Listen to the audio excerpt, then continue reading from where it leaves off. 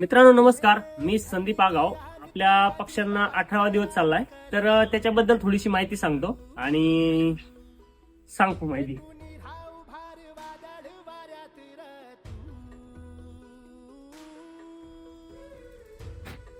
काय काय करावं लागतं, काय काय नाही करावं लागतं हे तर आपण सांगत असतो, पण थोड्या महत्वाच्या गोष्टी सांगतो आता.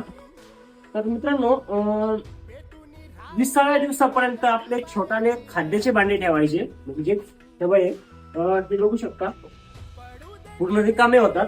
काही दिवसांनी हे पलटी मारतात, त्याच्या खाली पक्षी दाबून जातात आणि पक्ष्यांना मर होऊ शकते.